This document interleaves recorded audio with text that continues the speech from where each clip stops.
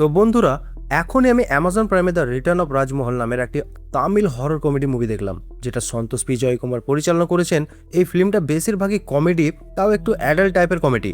তাই এক্সপ্লেনেশনের সময় আমরা ফোকাস থাকবে শুধুমাত্র হরর এলিমেন্টগুলোর ওপর। এছাড়া ফিল্মের হিন্দি ডাবে তামিল অরিজিনাল অডিওর তুলনায় চরিত্রের নাম বদলে দেওয়া হয়েছে, তাই এখানে আমি হিন্দি ডাবের নামগুলোই ব্যবহার করব। ভিডিও শুরু করার আগে আপনাদের কাছে একটাই রিকোয়েস্ট, ভিডিওটা ভালো লেগে থাকলে চ্যানেলটাকে সাবস্ক্রাইব এবং লাইক করতে অবশ্যই ভুলবেন না। তো চলুন শুরু করা যাক। ফিল্মের শুরুতে আমরা জিৎ নামের একটা ছেলের সাথে পরিচিত হয়, যার বিয়ে হচ্ছে না, কারণ সে এত মেয়েকে ডেট করেছে যে যেখানে তার বিয়ের প্রস্তাব যায় লোকজন তাকে চিনে ফেলে। এরপর আমরা জিতের বন্ধু বাসুর সাথে পরিচিত হই, যে একটা মেয়ে মদের দোকান চালায় আর তার জীবনে কোনো মেয়েই নেই এখনো পর্যন্ত। একবার জিতের সাথে শিলা নামে একটা মেয়ের সাথে সম্পর্ক একটু এগিয়ে যায়, আর দুজনে একটা রেস্টুরেন্টে দেখা করে। জিৎ সরাসরি শিলাকে বলে দেয় যে সে আগে অনেক মেয়েকে ডেট করেছে, কিন্তু শিলা এতে খুব একটা রিয়াক্ট করে না। বরং শিলা বলে সে বেশি ডেট করার কারণে জিৎ মেয়েদের ব্যাপারে একটু বেশি অভিজ্ঞতা থাকে, যার জন্য এটা খুব ভালো খবর। শিলা শুধু চায় জিৎ এগিয়ে এসে তার সাথে একটু কমিটেড হোক। একে অপরকে ভালো করে চেনার জন্য শিলা আর জিৎ ঠিক করে একটা ট্রিপে যাবে, কিন্তু শুধু দুজনে যাওয়া যাবে না, কারণ তারা বিয়ে করেনি, তাই সাথে আরও কাউকে নিয়ে যেতে হবে।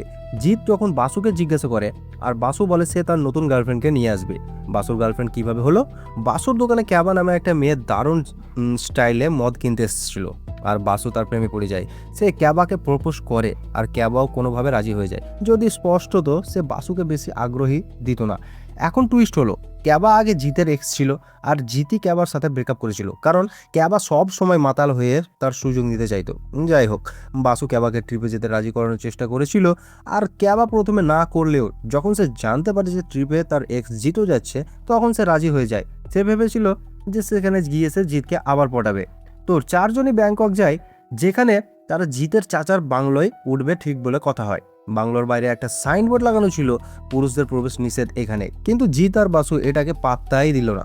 ঘরে ঢোকার সাথে সাথে আমরা দর্শকরা স্পষ্ট দেখতে পাই একটা ভুতুড়ে মহিলা তাদের পেছনে ঘুরে বেড়াচ্ছে। জিতের চাচা শুধু একটাই সতর্কবার্তা দেন তাদের, ঘরের মধ্যে একটা খোলা ঘর আছে, বন্ধ ঘর আছে, যেটা খোলা যাবে না, কারণ সেটা তোমার চাচির ঘর। যাই হোক, প্রথম দিন কিছু অস্বাভাবিক ঘটে না, কিন্তু দ্বিতীয় দিন জিৎ আর বাসু ভুলে সেই চাচির ঘরটা খুলে ফেলে। ঘরের ভেতরে একটা মেয়ের বড় পোর্ট্রেট আমরা ঝোলানো দেখতে পাই, আর আমাদের মনে হয় এই মেয়েটাই এই বাংলোর ভূত। এই পর্যায়ে জিৎ আর বাসু চাইছিল যেভাবেই হোক শিলা এবং ক্যাবার সাথে তারা ঘনিষ্ঠ হতে পারে, তাই দুজনে বাহানা বানায় যে তাদের ভয় লাগছে, তাই মেয়েদের তাদের সঙ্গে ঘুমাতে হবে। কিন্তু যেই নিজের নিজের ঘরে যায়, দুজনে মেয়ের জায়গায় একটা ভূতনি দেখে ভয়ে আতঙ্ক হয়ে ওঠে। তারা শিলা এবং ক্যাবাকে বলে এই ঘরে ভূত আছে, কিন্তু মেয়েরা তো বিশ্বাসই করে না।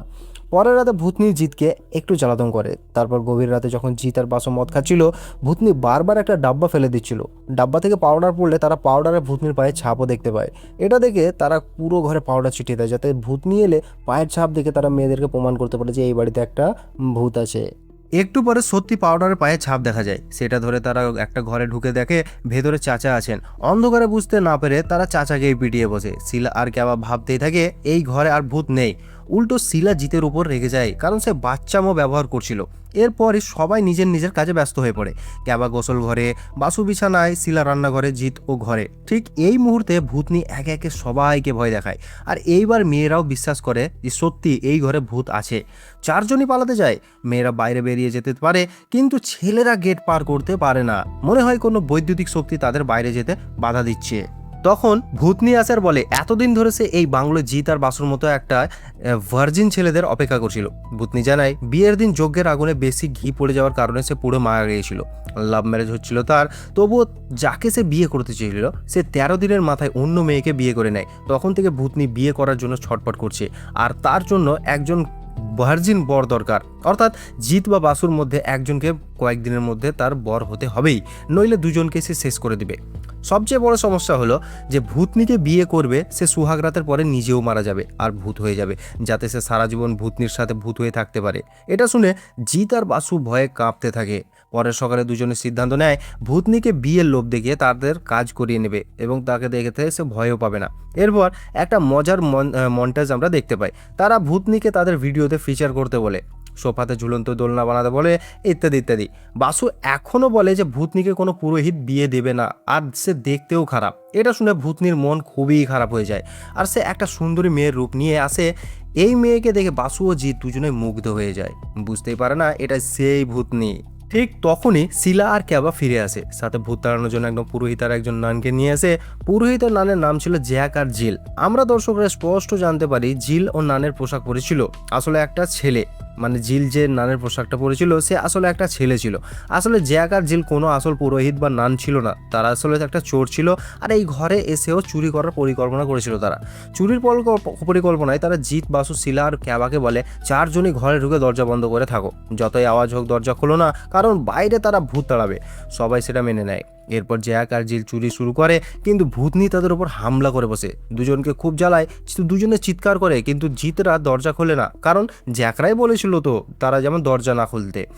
জ্যাক আর জিল পালাতে চায়, কিন্তু বাইরে বের হতে পারে না, কারণ তারাও কুমার ছিল, মানে তারাও একটা ভার্জিন ছিল। এখানে কুমার মানে ভার্জিন।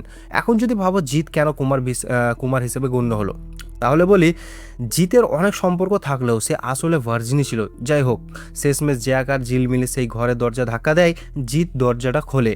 এতক্ষণে সবাই বুঝে গেছে জ্যাক আর জিল আসল পুরোহিত না এবং বা নান না, তারা জালিয়াত এবং একটা চোর। পরে সকালে জিত অনুমান করে তারা কিভাবে পুরোহিত নান সেজেছে। একবার চুরি করতে গিয়ে জনতার কাছে ধরা পড়ায় ভয়ে পালাতে গিয়ে একটা ঘরে ঢুকে পুরোহিত আর নানের পোশাক পরে নেয় তারা। বাইরে বেরোলে এক লোকজন তাদের সম্মান করতে শুরু করে। তখন থেকে পুরোহিত নান সেজে তারা মানুষকে ঠকাচ্ছে। এখানে আরও স্পষ্ট হয়ে যায় জিল আসলে ছেলে নয়, একটা মেয়ে। এই পর্যায়ে চাচা ঘর আসেন এবং তাদের পরামর্শ দেন ভূতনিকে যদি ঝাল খাবার খাওয়ানো হয় তাহলে হয়তো তার ভেতরে আগুন লেগে যাবে আর কাজ হয়ে যাবে। তাই সামলা নামের একজন রাঁধুনিকে ডাকা হয়। সালমা আসার সাথে সাথে জ্যাককে পড়াতে শুরু করে, আর জ্যাকও সালমাকে পছন্দ করতে থাকে। এখন সালমার পরিকল্পনা ছিল খাবারে এমন কিছু মিশিয়ে দেবে যাতে ছেলেদের পুরো সাময়িকভাবে নষ্ট হয়ে যাবে। তাহলে ভূতনিকে ভার্জিন ছেলে দরকার বলে সে সবাইকে প্রত্যাখ্যান করবে আর সবাই মুক্তি পাবে। খাওয়ার আগে সবাই স্পিন দ্য বোতল খেলে। জোড়া জোড়া ঘরে যায় সালমার সাথে জ্যাক, বাসুর সাথে ক্যাবা। শেষে শিলা আর জিত বাকি থাকে। জিল নিজেই খেলা ছেড়ে চলে যায়। ঠিক তখনই জ্যাক দৌড়ে নিচে নামে, কারণ সালমার সাথে ঘনিষ্ঠ হতে যেতেই ঘরে একটা চোর ঢুকে পড়ে। সে সমকামী আর সে জ্যাকের পেছনে পড়ে যায়। মোট কথা এই ফিল্মে কমেডির নামে সবই কিছু চলছে। এই নতুন চোর বলে ভূতনির সব সম্পত্তি পুড়িয়ে দিলে সে এই দুনিয়া ছেড়ে চলে যাবে। তখন চোর ভূতনির ছবি ঘর থেকে সব নিয়ে বাইরে আগুন দিয়ে পোড়াতে যায়, কিন্তু ভূতনি এসে আগুন নিভিয়ে দেয়। উল্টো সেখানে থাকা সব ছেলেকে আগুন ধরিয়ে দেয়। বাঁচতে ছেলেরা সুইমিং পুলে ঝাঁপ দেয়। এরপর ভূতনি সবাইকে সতর্ক করে খেলা বন্ধ করো, সে বিয়ের জন্য তৈরি। শীঘ্রই পুরোহিত এনে কোনো ছেলেকে তার সঙ্গে বিয়ে করতে হবে, মানে শীঘ্রই কোনো ভার্জিন ছেলেকে তার সঙ্গে অবশ্যই বিয়ে করতে হবে। পরের দিন জিল বাথরুমের ভেন্টিলেশন দিয়ে পালাতে যায়, কিন্তু ভূতনি আর নতুন চোর দুজনেই এসে জিলকে কাড়াকাড়ি করতে শুরু করে। শেষমেশ জিল পালাতে পারে না। এই পর্যায়ে সবাই নতুন পরিকল্পনা করে সেই রাতের বাংলোয় একটা বড় পার্টি দেবে। পার্টিতে ব্যাংককের স্থানীয় লোকজনকে ডাকবে, তাদের মধ্যে ছেলেরাও আসবে, আর কেউ না কেউ কুমার মানে ভার্জিন থাকবে। সেই বাইরে বেরোতে পারবে না, তখন তার সাথে ভূতনির বিয়ে দিয়ে এলেই ঝামেলা শেষ। পার্টি হয়, কিন্তু পার্টির পরে দেখা যায় সবাই বাইরে বেরিয়ে গেছে, কেউই ভার্জিন ছিল না। পরিকল্পনা তাদের সব কিছু ব্যর্থ। তখন ভূতনি শিলাকে ভর করে বলে এখন কেউ বিয়ে রাজি না হলে সে শিলাকে শেষ করে দেবে। শিলাকে বাঁচাতে জিত বলে সে ভূতনিকে বিয়ে করবে। ভূতনি বলে পরের রাত 9টায় শুভ মুহূর্ত, তখনই বিয়ে হবে। সেই রাতে শিলা আর জিত একে অপরের প্রতি ভালোবাসা স্বীকার করে, যদিও দুজনই জানে কাল হয়তো জিত আর বাঁচবে না। পরের রাত 9টা বাজে, ভূতনি মানবিক রূপে আসে। সে আর জিত একটা ঘরে যায়। জিত ঘনিষ্ঠ হওয়ার নাটক করে ভূতনিকে বিছানায় পাঠায়। তারপর মোমবাতি দিয়ে বিছানার চারপাশে আগুনের বেড়া তৈরি করে দেয়। ভূতনি সেই আগুনের বেড়া থেকে বেরোতে পারে না এবং সে সেখানে আটকে যায়। ঠিক তখনই এন্ট্রি হয় ব্যাংককের গুড়েশ্বর স্বামীজির, যাকে ক্যাবা, শিলা ও নতুন চোর মিলে নিয়ে খুঁজে এনেছিল।